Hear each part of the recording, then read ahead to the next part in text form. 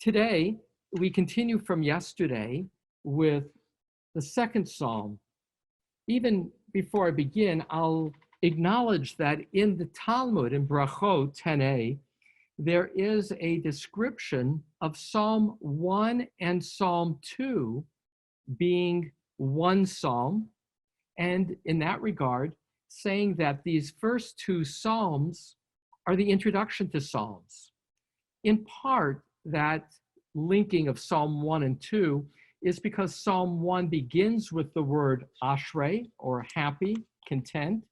And as we'll see when we analyze this morning's psalm, ashrei will appear in the last sentence. So in that sense, there's a quality of an envelope.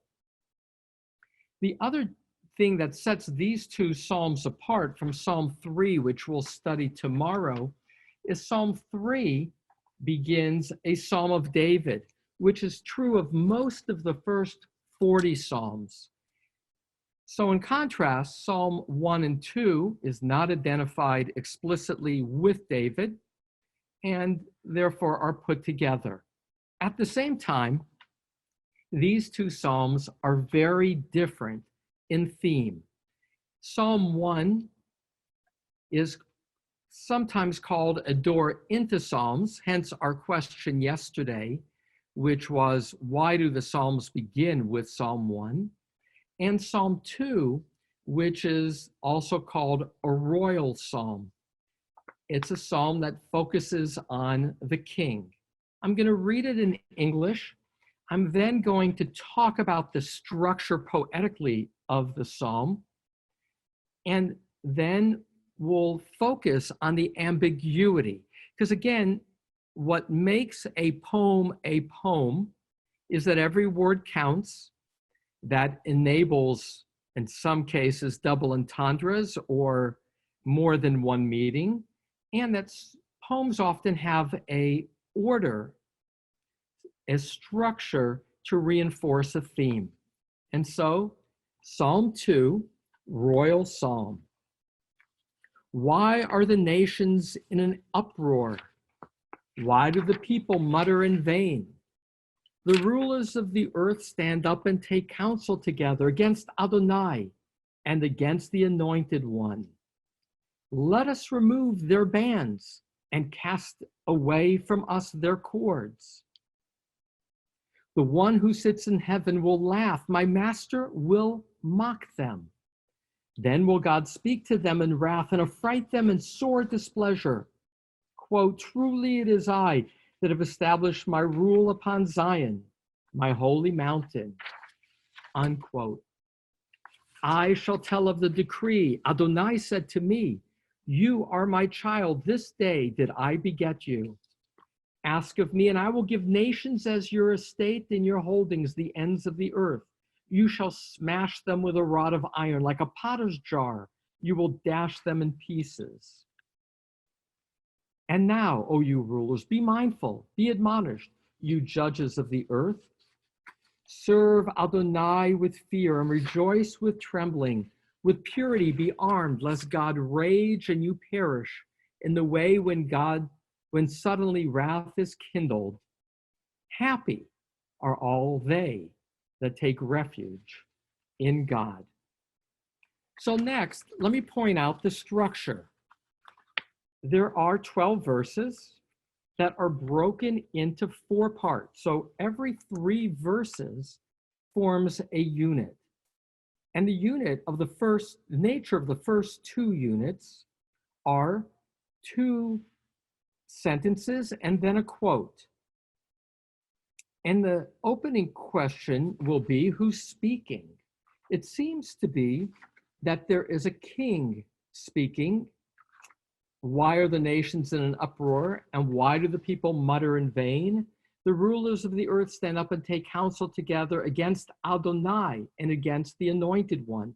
So in that regard, it could be as if it's the king speaking. The Anointed One in Hebrew, Meshicho, is the same word that is Messiah, the one who's anointed by oil being poured. Later commentators might view this more messianically, but in its context, it may be a king speaking in a particular time. Some, like Rashi, suggest that this is King David speaking just after he was anointed, when the Philistines have threatened to attack him, which you can find in 1 Samuel chapter 5, verse 17. And so that King David, now anointed, quotes and says, "Let us remove their bands and cast away from us their cords." Again, here too, ambiguity as to who is being quoted. It seems to be these foreign kings. Also note, the rulers of the earth stand up and take counsel. There's a quality of, if you will, grandiosity. I mean, this is a small little kingdom, kingdom of Israel. And yet, it's as if God is looking on Israel as the center. And even though we're only talking about the Philistines, it's as if all the rulers of the earth are standing and opposing God and God's anointed one. And so the second stanza, likewise, is two statements and then a quote. What I find worthy of comment is how anthropomorphically, or the fancy term is anthropopathically, which means human emotion, is ascribed to God. The one who sits in heaven will laugh. My master will mock them. That's true for all of Torah, but it's a very different image of God than the distant, perfect being. This is a God who's emotional, who's laughing and mocking, which again makes me smile to see God in these personal terms, which is also a way to find great comfort. In a much later time, God in the Hasidic tradition would be referred to as Tata, as Father, a way of creating an intimacy. And that same quality of intimacy is conveyed in these emotional descriptions of God in human-like ways. Then God will speak to them in wrath and affright them in sore displeasure. Again, God is emotional. God is angry. And now it's God who speaks. Truly it is I that have established my rule upon Zion, my holy mountain. I again pause to acknowledge this word Zion, in Hebrew Tzion, and a reminder where we Jews are connected to Israel and where Zionism comes from. That is where God's temple is. That is the symbol of God's presence in midst the Jewish people. And God is asserting, that is, if you will, my abode. Now, the third unit. And the third unit, here the speaker is the king, but only an introductory phrase, and then he's quoting God. I shall tell of the decree, Adonai said to me, you are my child. This day I beget you. This quality again of intimacy. Ask of me, speaking to Israel, and I will give nations as your estate and your holdings the ends of the earth. The other line elsewhere in the Psalms, and that is, the whole earth is the Lord's. God's the creator. And so God says, it's all mine. Just ask me what you want and I'll give it to you. And then offering words of strength to the king. You shall smash them with a rod of iron. And this word rod, shevet, is also a ruler's mace. So it's the iron mace that a ruler would hold. So there's the image that you'll use your iron rod and you'll smash them as if they were from clay. Like a potter's jar, you will dash them in pieces. And now the final stanza. And here is the poetry of the poet. Namely, it's not clear, and I'll begin to read in a moment, who the speaker is. There are four possibilities, which will lead to four different ways of understanding this closing three verses. The four possibilities, it could be the original speaker, It could be the audience responding. It could be an earthly king, meaning the original speaker may have just been a narrator, or it could be God speaking in the third person. Likewise, it's ambiguous who the audience is. Is this audience other kings, which would create an envelope because in the beginning, the audience or the focus is other kings? Is this instead, these last three verses, the people of Israel, including us, the reader? Or are these last verses referring to the Israel king? So let me read them, and that'll be the focus for me to unpack. And now, O you rulers, be mindful. Be admonished, you judges of the earth. Ivdu et Hashem b'yira. Serve God with awe, with fear.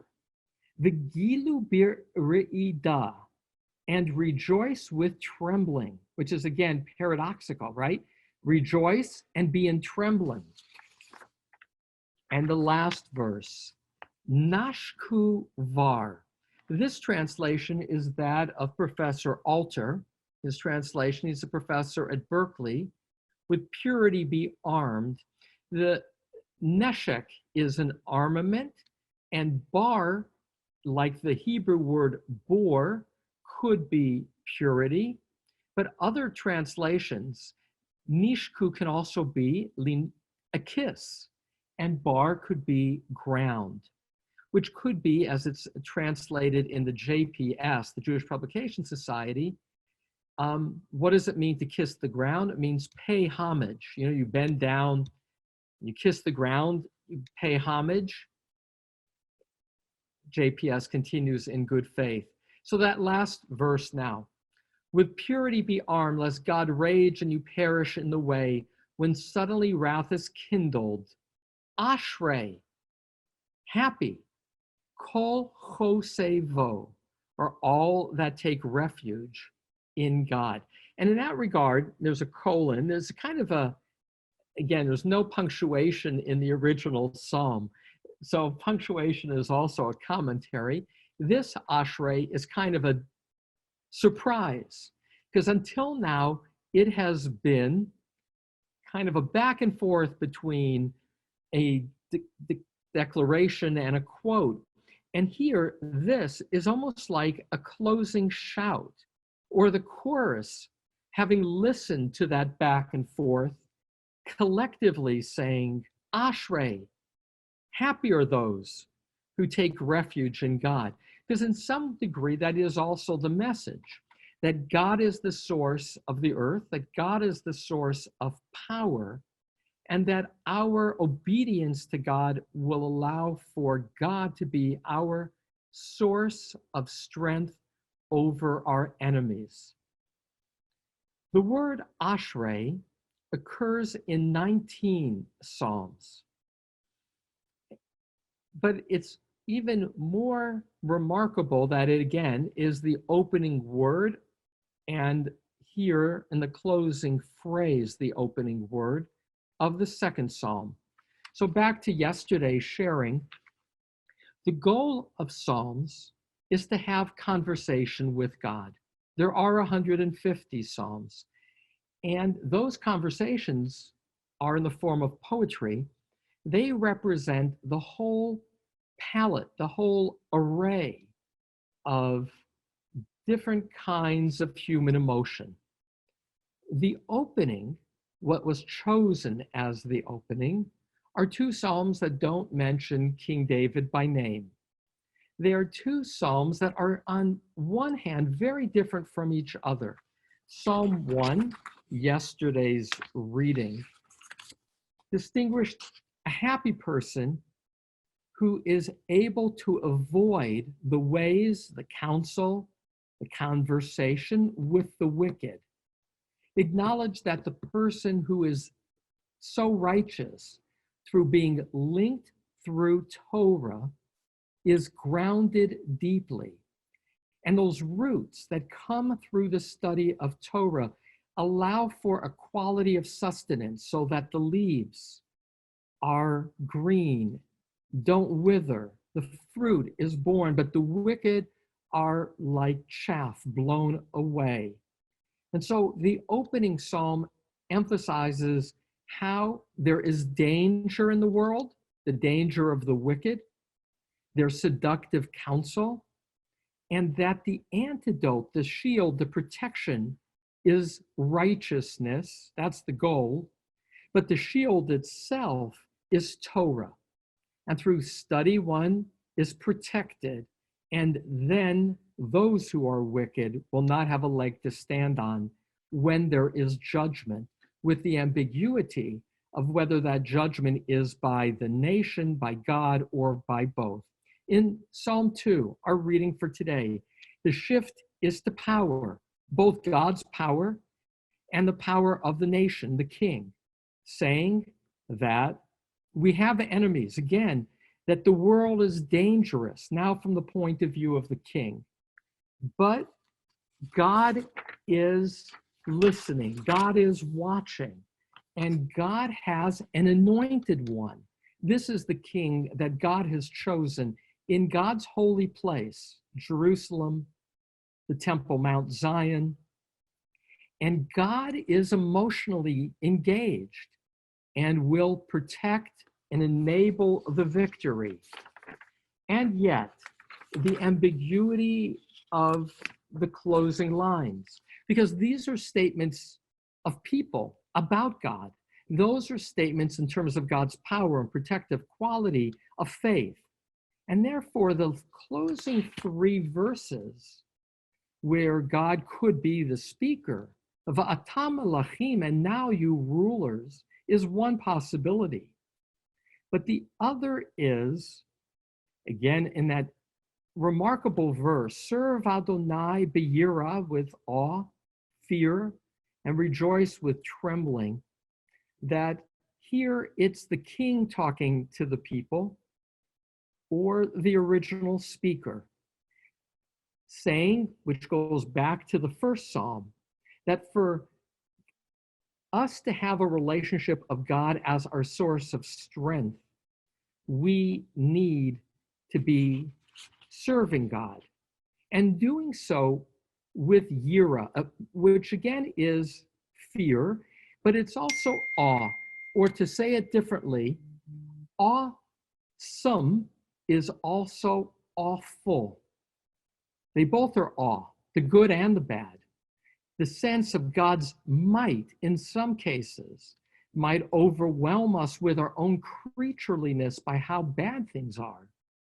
And yet, the response, even in bad times, needs to be a quality of celebration that there is a God, hence rejoice with that assurance, even with trembling, returning to this notion of recognizing God's power, or the power even in nature. And then verse 12, so the response and acknowledging the power and the danger is, on one hand, trust in God, with purity be armed, meaning with faith in God, we are armed, because God's rage and wrath are present and will be there for our protection. And then that closing line, ashrei, happy or content. And again, that inner quality, ko chose vo, all who take refuge, bo, in him, which I translate here, in God. And so to pull these two together, and then I will look for some of your reactions. And the thing I'd like you particularly to focus in on is anything that comes to your mind. But what I'd really like, because it's the one verse I knew well before I studied this verse closely, and that's verse 11, and that is, serve God with awe, rejoice with trembling. It's a verse that seems to be relevant for this moment of coronavirus. I'd like your reactions.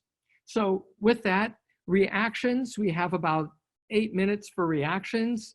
You can unmute yourself by hitting your space bar or by clicking the red arrow and then remute yourself. Again, I am eager to gain your thoughts as we have studied this together. And I'm delighted to see that people have returned after yesterday's challenges. Thank you for being part of the conversation again today. So who would like to, let's again, for purposes of focus, what do you do with verse 11?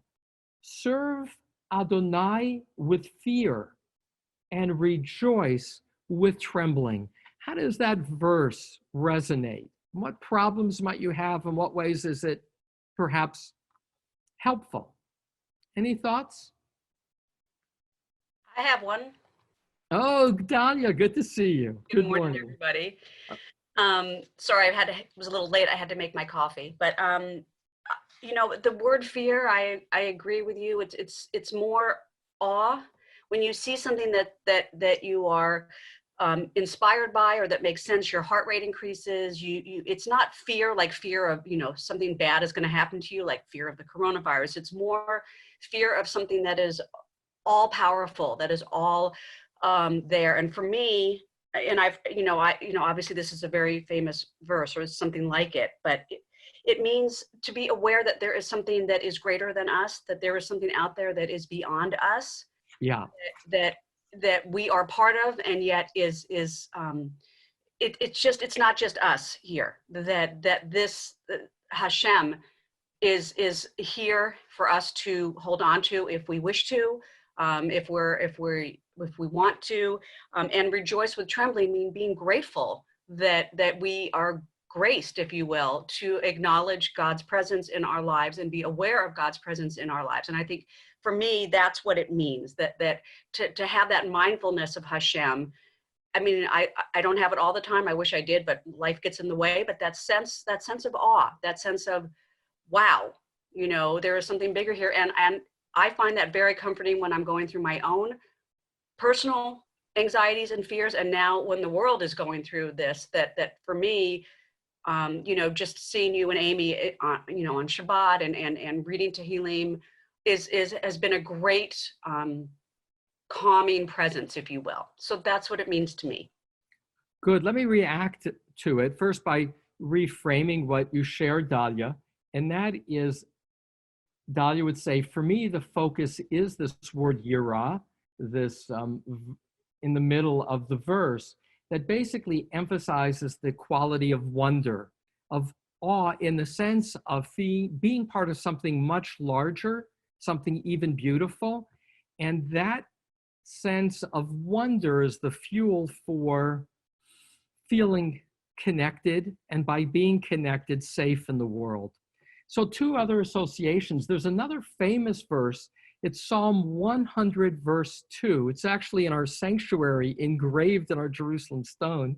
And that's, Ivdu et Hashem besimcha, serve God with joy, bo lefanav bernana, come before God with rejoicing. So the Ivdu and the Ivdu are the two places in Psalms, and they are kind of a counterpoint, and that they're here, the emphasis is on awe, and there it's on rejoicing. The other piece, though, two other associations, and that's Abraham Joshua Heschel, the great theologian, the poet of our tradition, said that what modern persons lack is wonder, that the sense that our ability to speak and to be heard, if we pause to think about it, would be a wow. And religion's goal is to cultivate wow, awareness, because with wow awareness, we just live with a quality of gratitude and praise that's different when you're not aware of the wow. And that's, I think, what you're emphasizing, Dahlia, in your Yira focus. Anybody else want to comment on this verse? We have time for like another comment, and then I'll react and pull it together for today.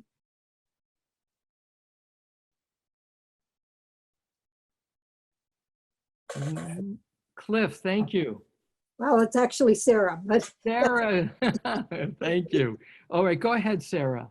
what brought to mind with me was I don't get the phrase right, but that whole thing where God was not in the earthquake or the fire or the weather. It's the small, still voice. So it's like you see the trembling, you see the awe and all the huge manifestations, but God's not there. He's in that small voice that I can take refuge in. So let me react to that wonderful association, Sarah, on two counts. One, it brings us to Mount Sinai, where literally the people were quaking or trembling. The word there used was charidim, and that's where the word Quakers comes from, like in American religious life, because at Mount Sinai, in God's presence, people were trembling. So in that regard, for Sarah, there's the association of the wonder of experiencing God that leads to a quality of trembling, but it can be also this high, literally, in that sense, rejoicing as a high in terms of encounter of God. And at the two closing verses, verse 10 is, remember there is a judge ultimately. And then verses 11 and 12 are the response. And that is, be in wonder, be in awe, to know that we have a world with a creator. And be humble in response and know that God is emotionally present. And going back to the opening, Ashrei, your own sense of equilibrium, Ashrei, your own sense of contentment and happiness, comes with trust in God. Psalm 27, which we recite in the 30 days of Elul, closes with Kaveh al Adonai, hope in God, Chazak v'yametz libecha, hope and be courage, trust in God. So I'll pull it together. Psalm 1 and 2 are complementary, though quite different. One focuses on more clearly what creates a contented individual, which is a shield of Torah study to draw close to God, to be safe from evil counsel. Psalm 2 says also it's a dangerous world where there are kings who would attack. It could also be viewed metaphorically, forces that would attack. And ultimately saying, despite that, what one has to feel is an assurance that comes with wonder and more a response of service. Ivdu, service to God, prayer to God, that will also lead to contentment. Tomorrow we'll look at chapter 3, which some in the Talmud and Brachot say is actually the first psalm, and that it will begin with a psalm of David. And we'll see how that shifts from Psalm 1 and 2 to Psalm 3.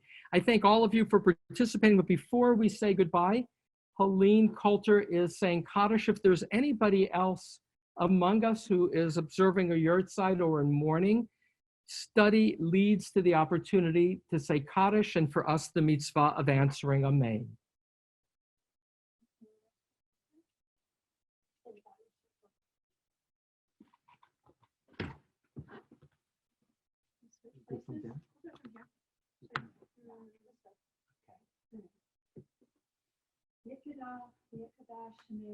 Amen.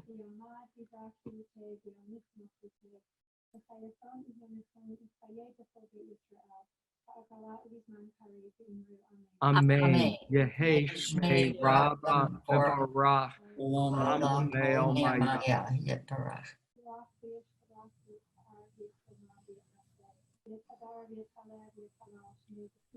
Riku.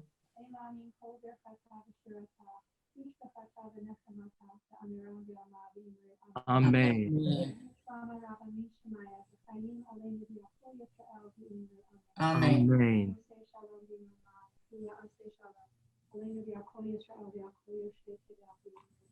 Amen. We had